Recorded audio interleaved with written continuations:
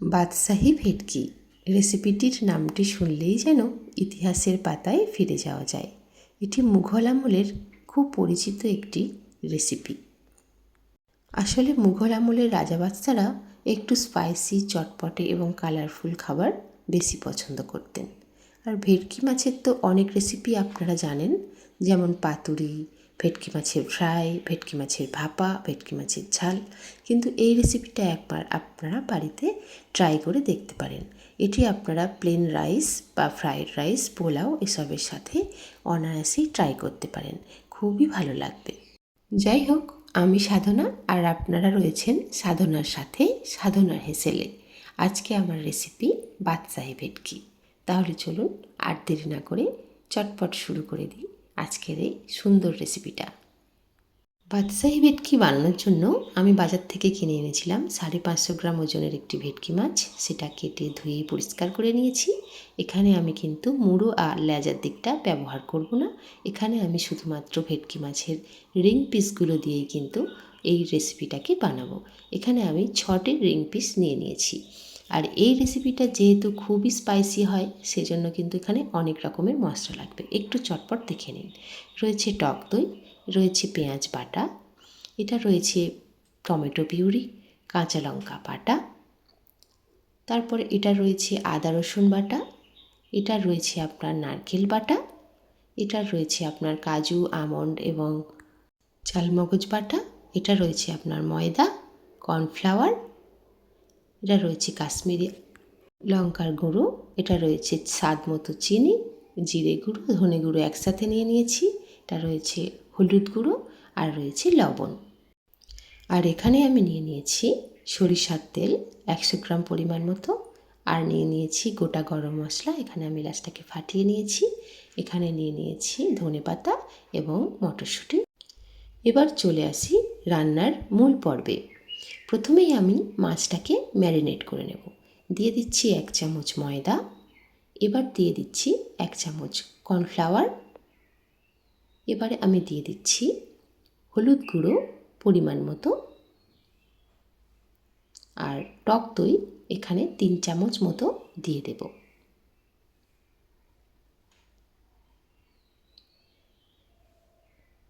এগুলো সবগুলো দিয়ে সুন্দর করে মাছগুলোকে মাখিয়ে নিতে হবে। মাছগুলোর দুটো পিঠে কিন্তু খুব সুন্দর করে লাগিয়ে নিতে হবে। দেখুন, যেভাবে আমি এইভাবে লাগিয়ে নিচ্ছি সেটা কিন্তু ভালো করে আপনারা একটু লক্ষ্য করে নিন। যেভাবে মাংস বা মাছ ম্যারিনেট করে সেইভাবেই করে নিতে হবে। এবার কিছুক্ষণ ঢাকা দিয়ে এটা 8 ঘন্টার মতো রেখে দিতে হবে। এবার আমি চলে এসেছি ওভেনের কাছে।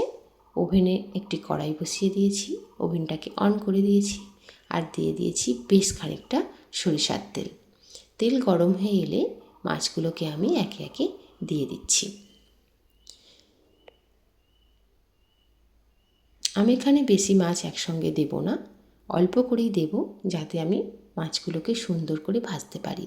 কারণ বেশি মাছ একসঙ্গে দিলে কিন্তু গায়ে গায়ে লেগে যাওয়ার চান্স থাকে। তো দেখুন, এইভাবে লাল লাল করে ভেজে নিতে হবে। মাছটা ভাজার সময় কিন্তু গ্যাসের ফ্লেমটাকে মিডিয়ামে রেখে ভাজবেন। ঠিক এই রকম একটু কালার আসবে, তাহলেই কিন্তু তুলে নেবেন। আবার পরবর্তী মাছগুলোকে আমি দিয়ে একইভাবে ভেজে নেব।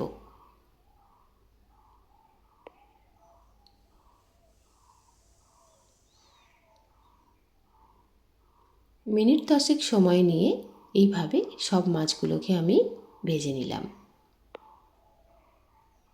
দেখুন, আমার সমস্ত মাছগুলো ভাজা হয়ে গেছে। এবার যে তেলটা অবশিষ্ট ছিল সেই তেলেই আমি দিয়ে দিচ্ছি গোটা গরম মশলা। ফোড়নটা একটু ভাজা ভাজা হয়ে এলে দিয়ে দেব পেঁয়াজ বাটা। পেঁয়াজ বাটাটাকে দিয়ে একটুখানি নাড়াচাড়া করে কষিয়ে নেব।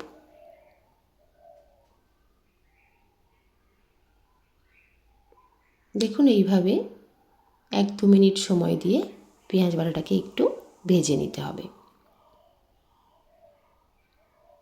পেঁয়াজ বাটাটা অল্প একটু ভাজা ভাজা হয়ে এলে দিয়ে দেব আদা রসুন বাটা।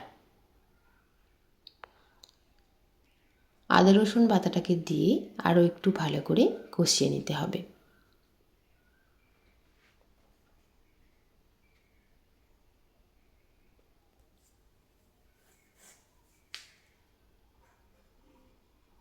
এই সময় কিন্তু গ্যাসের ফ্লেমটাকে আপনারা মিডিয়াম টু লোতেই রাখবেন, হাইতে দিয়ে দেবেন না, তাহলে কিন্তু মশলাটা পুড়ে যাওয়ার চান্স থাকে। এবার আমি দিয়ে দিচ্ছি অল্প একটু লবণ, অল্প একটু হলুদ গুঁড়ো, আর দিয়ে দিচ্ছি জিরে গুঁড়ো, ধনে গুঁড়ো দিয়ে আবারও আমি একটু মশলাটাকে মিশিয়ে নিচ্ছি। দেখুন এইভাবে গ্যাসের ফ্লেমটাকে লোতে রেখেই কিন্তু মশলাটাকে বানাতে হবে, তাহলে টেস্টটা খুব ভালো আসবে। এবার আমি দিয়ে দিলাম টমেটো পিউরি। টমেটো পিউরিটাকে দিয়ে আবারও একটু ভালো করে নাড়াচাড়া করে নিচ্ছি।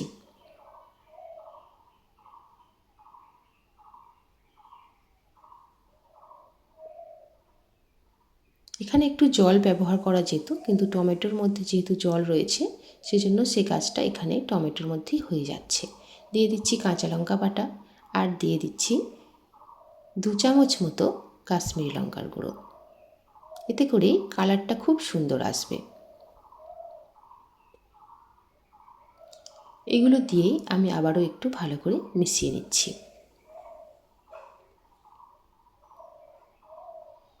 দেখুন এইভাবে বারে বারে নাড়াচাড়া করে করে মশলাটাকে কষিয়ে নিতে হবে। এখন আমি দিয়ে দিচ্ছি মটরশুঁটি। আপনারা চাইলে ফ্রোজেন মটরশুঁটিও ব্যবহার করতে পারেন। মটরশুঁটিটাকে দিয়ে আমি ভালো করে আবারও একটু নাড়াচাড়া করে নিলাম। এবার আমি একটু অল্প করে জল দিয়ে দিলাম। জলটাকে দিয়ে আবারও আমি একটা বেশ খানিকক্ষণ কষিয়ে নেব। দেখুন যখন এরকম তেল ছেড়ে দেবে তখন আমি এখানে দিয়ে দিচ্ছি নারকেল বাটা। এবার দিয়ে দিচ্ছি কাজু, আমন্ড এবং চালমগজ বাটা। এগুলোকে দিয়ে আমি আবারও একটু ভালো করে মিশিয়ে নিচ্ছি। দেখুন কত সুন্দর কালারটা চলে এসছে। এবার আমি এখানে দিয়ে দিচ্ছি স্বাদ মতো চিনি। অল্প একটু চিনি দিলে রেসিপিটার স্বাদ কিন্তু খুবই ভালো আসে। এবার আমি এখানে দিয়ে দিচ্ছি টক দই। যে টক দইটা বাকি ছিল সেটাই এখানে দিয়ে দিচ্ছি। এটাকে দিয়ে আমি আবারও একটু ভালো করে মিশিয়ে নিচ্ছি।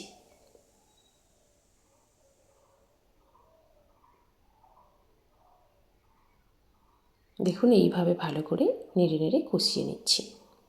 এই পর্যায়ে আমি আরও একটু জল এখানে অ্যাড করে দিচ্ছি, যাতে করে এটা আর একটু বেশি সময় ধরে কষিয়ে নেওয়া যায়।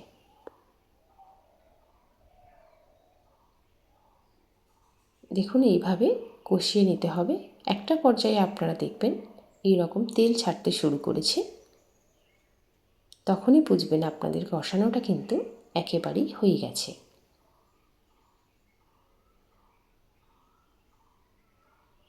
এবার আমি এখানে অ্যাড করে দেব জল। পরিমাণ মতো জল কিন্তু আপনাদের অ্যাড করে দিতে হবে। যেহেতু রেসিপিটা খুব একটা ঝোল হয় না, তাই মোটামুটি গ্রেভি থাকবে সেরকম বুঝে আপনারা কিন্তু জল অ্যাড করবেন। আমি এখানে 1 থেকে 1.5 বাটি জল ইউজ করেছি।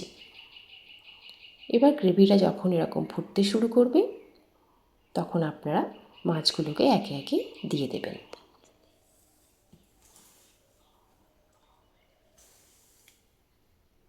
গ্রেভিটা ফোটানোর সময় আপনারা গ্যাসের ফ্লেমটাকে একটু হাইতে দিতে পারেন। এইভাবে যখন ফুটতে শুরু করবে তখন একটা ঢাকনা চাপা দিয়ে গ্যাসের ফ্লেমটাকে আবার মিডিয়ামে করে মিনিট 10 একটু ফুটিয়ে নেবেন। 10 মিনিট পর আমি ফিরে এসেছি। দেখুন রেসিপিটা আমার কিন্তু একেবারেই রেডি হয়ে গেছে।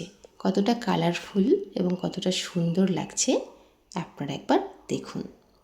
এবার আমি একটু আপনাদের সার্ভ করে দেখাবো। আমি একটা প্লেট নিয়ে নিয়েছি। প্লেটে আমি একে একে তুলে নিচ্ছি। দেখুন প্রতিটি মাছ গোটা গোটাই আছে এবং কতটা সুন্দরভাবে এটা তৈরি হয়েছে। এটা দেখতে যতটা সুন্দর লাগছে আর বানানো তো আপনারা দেখলেনই কতটা সহজে এবং সুন্দরভাবে এটা বানিয়ে নেওয়া যায়। এবার আমি অল্প একটু পেঁয়াজ রিং করে কেটে এবং ধনেপাতা কুচি দিয়ে এটা সুন্দর করে গার্নিশ করে নিয়েছি। আমার আজকের রেসিপি বাদশাহী ভেটকি একেবারেই কিন্তু তৈরি হয়ে গেছে। আশা করছি আপনাদের প্রত্যেকের রেসিপিটা খুবই ভালো লেগেছে। আপনাদের রেসিপিটা কেমন লাগলো কমেন্ট করে আমাকে অবশ্যই কিন্তু জানাবেন। আর যদি রেসিপিটি আপনাদের ভালো লেগে থাকে তাহলে একটা লাইক করে দেবেন আর আপনাদের বন্ধুদের সঙ্গে শেয়ার করে দেবেন, যাতে তারাও এরকম সুন্দর একটা রেসিপি বাড়িতে অনায়াসেই ট্রাই করতে পারেন। আর আপনি যদি আমার চ্যানেলে প্রথম হয়ে থাকেন তাহলে চ্যানেলটিকে সাবস্ক্রাইব করার অনুরোধ রইল এবং পাশে থাকা বেল বাটনটিকে অবশ্যই প্রেস করে দেবেন, যাতে আমি যখনই কোনো নতুন রেসিপি দেব আপনি সাথে সাথেই সেটা পেয়ে যান। এতক্ষণ আমার সঙ্গে থেকে রেসিপিটা দেখার জন্য আপনাকে অসংখ্য ধন্যবাদ। আজ আমি এখানেই শেষ করছি। দেখা হচ্ছে খুব তাড়াতাড়ি নতুন একটা রেসিপি নিয়ে। ততদিন আপনারা সবাই খুব ভালো থাকবেন এবং সুস্থ থাকবেন।